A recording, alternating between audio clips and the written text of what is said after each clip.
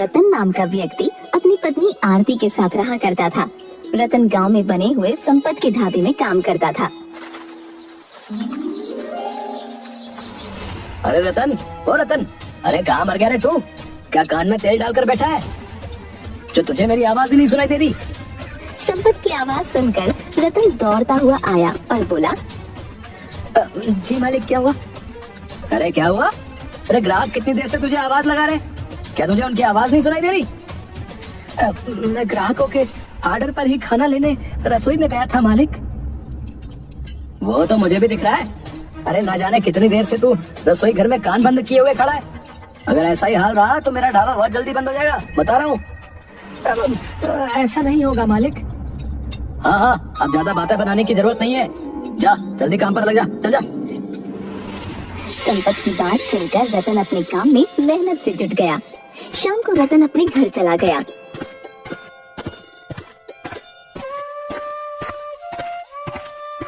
जल्दी से खाना लगा दो आरती, मुझे बहुत तेजी से भूख लगी है।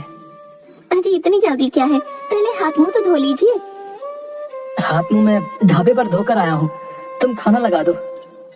रतन के कहने पर आरती ने रतन को खाना लगा कर दिया। रतन खाना खाने लगा।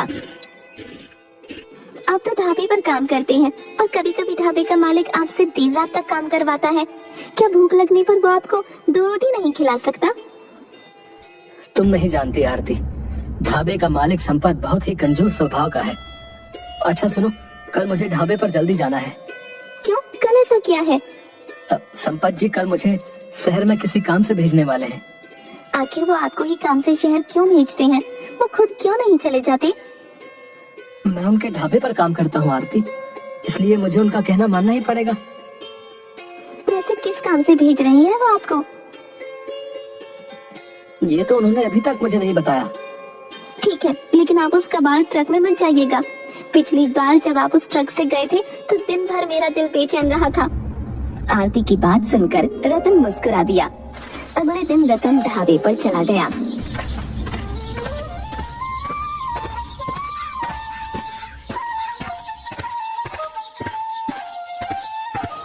रतन, तुम ट्रक चलाना तो जानते हो ना? हाँ मालिक, मैं ड्राइवरी करना जानता हूँ। लेकिन आप क्यों पूछ रहे हैं? तुम्हें जो है इस ट्रक को शहर पहुँचाना है। लेकिन मालिक, ट्रक ड्राइवर कहाँ है? क्या आप मुझे इसलिए शहर भेज रहे हैं? हाँ, तुम्हें ट्रक को शहर में पहुँचाना है। इसकी रिपेयरिंग होनी है, तुम्हें ड्राइवर शहर में मिल जाएगा। लेकिन मालिक, ये ट्रक बहुत ही खराब हो चुका है। मेरी पत्नी ने मुझे मना भी किया है इस ट्रक से शहर जाने के लिए, और आप इसी ट्रक में मुझे ड्राइवरी करने को बोल रहे हैं। देखो रतन, अगर तुम्हें नौकरी करनी है तो तुम्हें मेरे और भी काम करने होंगे। अगर तुम ये ट्रक शहर में नहीं पहुंचा सकते तो फिर तुम अभी इसी वक्त नौकरी छोड़कर जा सकते हो। संपत की बात सुनकर मजबूरी में ट्रक लेकर वहाँ से चला गया। ट्रक कुछ दूर ही चला था, अचानक ट्रक का बहुत ही खतरनाक एक्सीडेंट हो गया। रतन की इस समय मौत हो गई। शाम तक रतन का अंतिम संस्कार कर दिया गया। आरती रोते हुए रतन की तस्वीर देखकर बोली, मैंने आपको मना किया था उस ट्रक से जाने के लिए। काश आप मेरी बात मान जाते तो आज आप जीवित होते। अब मैं किसके सहारे जीऊंगी? आपके अलावा मेरा इस दुनिया में आखिर कौन है? ऐसे ही कुछ दिन बीत गए। कुछ दिन बाद गांव का मुखिया आरती के घर पर आकर बोला, आखिर ऐसे कब तक घर में खुद को बंद रखोगी? अब मेरे पास इसके अलावा और चारा भी क्या है मुखिया जी? मेरी तो दुनिया लुट गई। अब होने को कौन टाल सकता है आरती? जो होना था वो हो गया, अब आगे क्या करने का इरादा है? यही सोच सोच कर मैं पूरी तरह से परेशान हूँ कि अब क्या होगा। घर का राशन भी खत्म होने को है। रतन तो बेचारा संपत के ढाबे पर काम किया करता था। अब अगर तुम कहो तो मैं संपत से तुम्हारे काम की बात कर लेता हूँ। तुम उसके ढाबे पर काम कर सकती हो। मुझे उसका नाम भी नहीं सुनना मुखिया जी, उसकी वजह से ही मेरे पति की जान गई है। तो फिर तुम क्या करोगी? अगर तुम चाहो तो मैं तुम्हारे दूसरे विवाह की बात गांव में किसी से चला कर देखूं क्या? मुखिया जी, मैं अब दूसरी शादी नहीं करूंगी। मैं अपना पूरा जीवन रतन की याद में बिता सकती हूँ। तुम्हारे परिवार में भी अब कोई नहीं है आरती, तो फिर तुम क्या करोगी? अब ये जीवन कैसे काटोगी? रतन अक्सर मुझसे अपना खुद का ढाबा खोलने की बात किया करते थे। मैं उनके सपने को पूरा करूंगी। आरती, ढाबा खोलने के लिए धन की आवश्यकता होती है। आप तो गांव के मुखिया हैं, क्या आप मेरी मदद नहीं कर सकते? मुखिया आरती की बात सुनकर गहरी सोच में डूबते हुए बोला। आरती, मेरे पास तो इतना धन नहीं है जो मैं तुम्हें उधार दे सकूं, लेकिन एक व्यक्ति को मैं जानता हूँ जो तुम्हारी मदद कर सकता है। चलो मेरे साथ।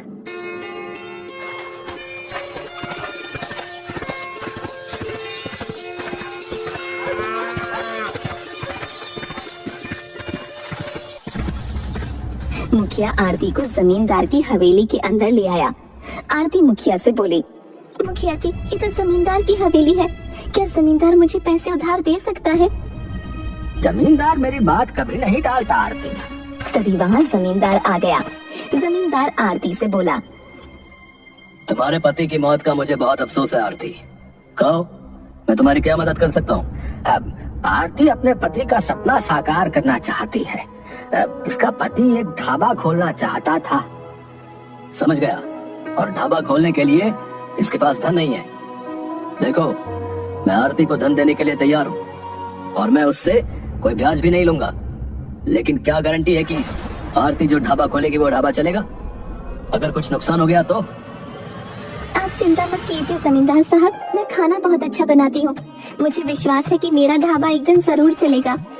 जमींदार ने आरती को ढाबा खोलने के लिए कुछ रुपए पकड़ाते हुए कहा, गांव में मेरी एक जमीन पड़ी हुई है जो कि खाली है, तुम अपना ढाबा चाहो तो वहाँ खोल सकती हो। मैं आपका ये उपकार जीवन भर नहीं भूलूंगी। आरती मुखिया के साथ वहाँ से चली गई और ढाबा बनाने में जी जान से जुट गई। कुछ दिनों में आरती का ढाबा बनकर तैयार हो गया। अरे वाह आरती, ढाबा तो तुमने वाकई बहुत सुंदर बनाया है और भोजन में भी बहुत अच्छी खुशबू आ रही है। कुछ देर में वहाँ ग्राहकों की भीड़ लगने लगी। अब जल्दी से ग्राहकों को भोजन परोसो। मुझे लगता है कि तुम्हारा ढाबा कुछ ही दिनों में संपत्ति से भी आगे निकल जाएगा। आरती ने खुशी खुशी ग्राहकों को खाना परोसा, मगर जैसे ही ग्राहकों ने खाना खाया वो सब उल्टियाँ करने लगे। एक ग्राहक क्रोधित होते हुए आरती से बोला, अरे आखिर तुमने खाने में क्या मिलाया है? मैंने तो कुछ भी नहीं मिलाया। झूठ बोलती हो, हमें इतना बेकार खाना खिलाकर बीमार करना चाहती हो? हम तुम्हारे ढाबे की बुराई सारे गांव में करेंगे। हाँ, सारे ग्राहक वहाँ से क्रोधित होकर चले गए और पूरे गांव में उन्होंने आरती को बदनाम कर दिया। आरती का ढाबा चलने से पहले ही बंद हो गया। आरती अपने घर में बैठी हुई आंसू बहा रही थी कि तभी जमींदार वहाँ आ गया। आरती, मुझे मेरे पैसे वापस चाहिए। लेकिन जमींदार साहब, आप तो जानते हैं ढाबा चलने से पहले ही बंद हो गया। आप मुझे कुछ समय दे दीजिए, मैं आपकी पाई पाई चुका दूंगी। नहीं आरती, मैं अब तुम्हें और समय नहीं दे सकता। लेकिन मेरे पास पैसे नहीं है। तो क्या हुआ, तुम्हारा ये हाईवे पर बना हुआ घर तो है। अगर पैसे नहीं है तो ये घर मुझे दे दो। ये कैसी बातें कर रहे हैं आप? अगर आप इस घर को ले लेंगे तो मैं कहाँ रहूंगी? आरती, मैं तुमसे पूछ नहीं रहा, बल्कि मैं तुम्हें बता रहा हूँ। यहाँ से सीधी तरह से निकल जाओ या फिर सोच लो। अगर तुम्हें अपमानित होकर ही निकलना है तो फिर तुम्हारी मर्जी। आरती रोती और गिड़गिड़ाती रही, मगर जमींदार का दिल नहीं पसीजा। आरती भूखी प्यासी अपने गांव से थोड़ी दूर हाईवे के पास पेड़ के नीचे बैठ गई, जहां उसका पति अक्सर उसके साथ बैठा करता था। आरती पेड़ की ओर देखकर बोली, तुम भी सोच रही होगी कि आज मैं अकेली कैसे? तुम्हें पता नहीं, मेरे पति अब इस दुनिया में नहीं है और मेरी मदद करने वाला भी कोई नहीं। तभी आरती ने देखा कि उस पेड़ के ऊपर एक चिड़िया का घोंसला बना हुआ था, जिसमें एक अंडा रखा हुआ था और एक चील उस पर बार बार मंडरा रही थी। मेरा घर तो जमींदार ने मुझसे छीन लिया, मगर मैं इस बेचारी चिड़िया का घोंसला नहीं तोड़ने दूंगी और न ही इसके अंडे को। आरती ने वहाँ से एक डंडा उठाया और चील को भगा दिया। अचानक एक चिड़िया आरती के सामने आकर बैठकर एक सुंदर लड़की में परिवर्तित हो गई। कौन हो तुम? मैं पक्षियों की रानी हूँ। तुमने इस अंडे को बचाकर इंसानियत का सबूत दिया है। इसके बदले तुम मुझसे जो चाहो मांग सकती हो। क्या तुम मेरे पति को दोबारा जीवित कर सकती हो? नहीं, इस संसार से जो एक बार चला जाता है फिर वो वापस नहीं आता। लेकिन मैं तुम्हारा वो सपना पूरा कर सकती हूँ जिसे पूरा करने में तुम्हारा घर तुमसे छिन गया। तुम्हें इस बारे में कैसे पता? मैं तो वो भी जानती हूँ आरती जो तुम नहीं जानती। समय आने पर तुम्हें पता लग जाएगा। इतना कहकर उस सुंदर लड़की ने जैसे ही अपना हाथ आगे बढ़ाया, वो उसमें से अंडा अपने आप उड़ता हुआ उस लड़की के हाथ में आ गया। बदले में मुझसे उपहार में ये अंडा ले लो और यहाँ से कुछ दूर ले जाकर इस अंडे को तोड़ देना। तुम्हें वो मिलेगा जिसकी तुम कल्पना भी नहीं कर सकती। आखिर तुम मेरी मदद क्यों कर रही हो? जब तुम अपने पति के साथ इस पेड़ के नीचे बैठा करती थी, मैं चिड़िया बनकर तुम दोनों को देखती रहती थी। तुम्हारा पति कभी कभी अकेले भी यहाँ आता था और वो पक्षियों से बहुत प्रेम करता था और उनकी मदद भी करता था। आज वो इस दुनिया में नहीं है, इसलिए तुम्हारी मदद करना मेरा कर्तव्य है, क्योंकि तुम्हारा दिल भी तुम्हारे पति ही की तरह अच्छा और साफ है। इतना कहकर वो सुंदर लड़की वहाँ से गायब हो गई।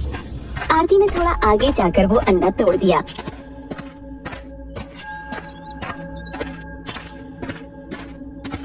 मगर जैसे ही उसने अंडे को तोड़ा, अचानक एक तेज धमाके के साथ वहाँ पर एक अंडे के आकार का बहुत ही सुंदर ढाबा बन गया। ये तो सच में चमत्कार है।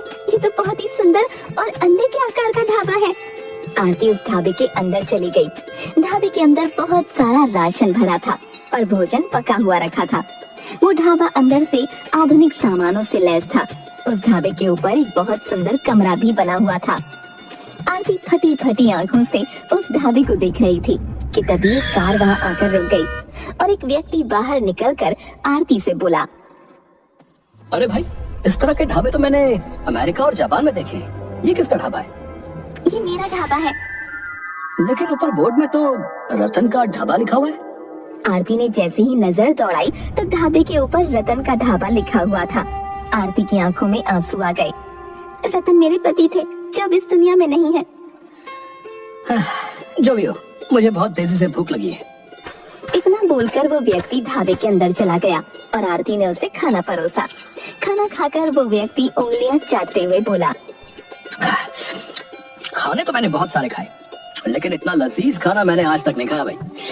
तुम शायद मुझे जानती नहीं हो कि मैं कौन हूँ। मैं यहाँ का एसपी हूँ। मैं तुम्हारे ढाबे का इश्तेहार अखबारों और टीवी में जरूर दूंगा। आखिर लोगों को पता लगे कि हमारे इंडिया में भी जापान जैसे ढाबे बने हुए हैं। अगर तुम्हें कोई भी दिक्कत हो तो मुझे फोन करना। इतना कहकर वो व्यक्ति अपना कार्ड देकर वहाँ से चला गया।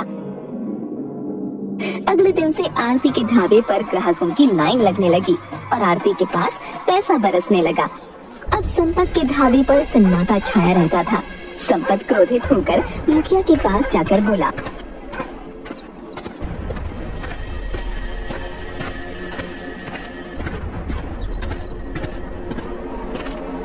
मुखिया जी, आज नौबत यहाँ तक आ गई कि मेरे ढाबे पर कुत्ते लौट रहे हैं। तो इसमें मैं क्या कर सकता हूँ संपत?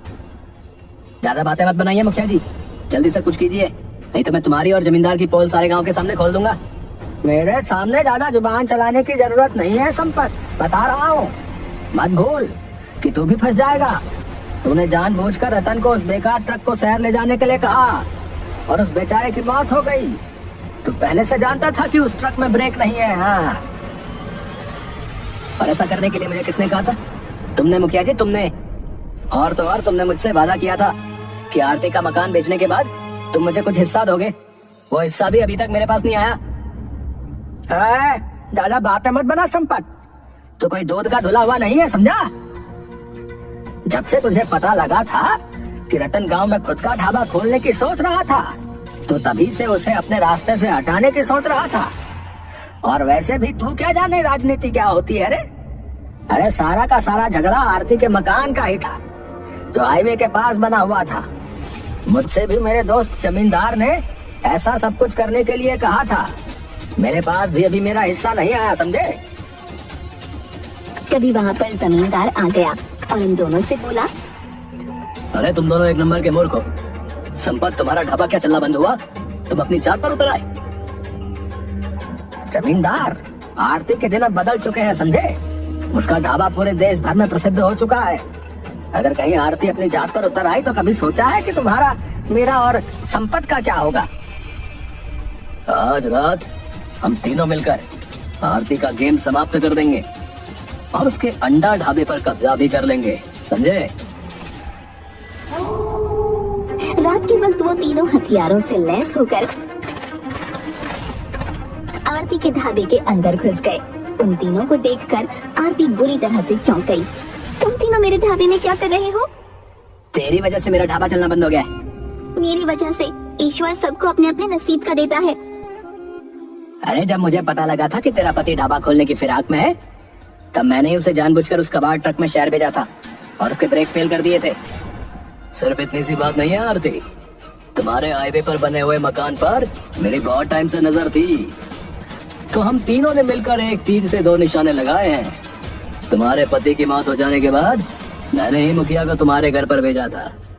यहाँ तक कि तुम्हारे ढाबे पर जो ग्राहक तुम्हें गालियां बककर गए थे ना, वो कोई ग्राहक नहीं थे, बल्कि मेरे ही आदमी थे। मैं तुम्हारे मकान पर कब्जा करना चाहता था। आरती मुखिया की ओर देखकर बोली, मुखिया जी, आपसे तो मुझे ऐसी उम्मीद नहीं थी।